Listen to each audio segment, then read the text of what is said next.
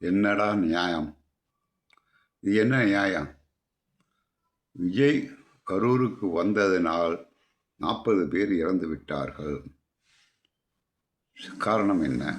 விஜய் மீட்டிங்க்கு வராமல் இருந்து யாரும் இறந்துருக்க மாட்டாங்க. இது சத்தியமான உண்மை, எல்லாருக்கும் தெரியும்.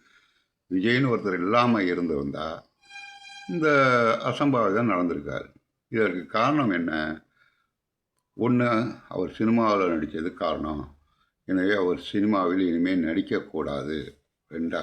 அடுத்தது, மெட்ராஸில் நீலாங்கரையில் அவர் குடியிருக்கிறார். கரூரில் உள்ள மக்கள் அவரை பார்க்க வசதி இல்லை.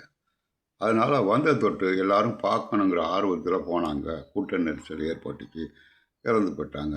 இப்போ அவர் மெட்ராஸில் குடியிருந்தது தானே காரணம். அதனால் அந்த வீட்டை அரெஸ்ட் பண்ணணும். ஏன் வேன் டிரைவரை அரெஸ்ட் பண்ணுறீங்க? வேனை பறிமுதல் பண்ணணுங்கிறீங்க.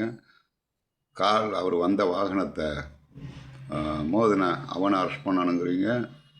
நான் சொல்கிறது புரியுங்களா? இதெல்லாம் காரணம். அப்படிங்கும்போது விஜயையும் அரெஸ்ட் பண்ணி பனையூரில் அவர் வீட்டையும் ஜப்தி பண்ணி கவர்மெண்ட்டை கொடுத்துடணும்.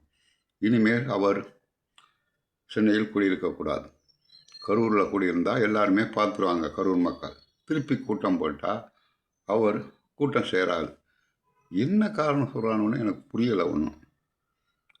அதாவது, ஒரு பாப்புலாரிட்டி மனுஷர் வளர்ந்தவொன்னே ஒரு அசம்பாவிதம் நடக்குதுன்னா முழுக்க முழுக்க விஜய் தான் காரணம். அவர் சினிமாவில் நடித்தது காரணம். என்ன சொல்ல போனால் அவர் பிறந்ததே காரணம். உங்கள் அப்பா அம்மாவை கைது பண்ணணும். அவர் விஜய்னு ஒருத்தர் பிறந்த தொட்டு தானே இந்த மாதிரி சம்பவம் நடந்தது. பிறக்காமல் இருந்தால் நடந்தாது அந்த சம்பவம்.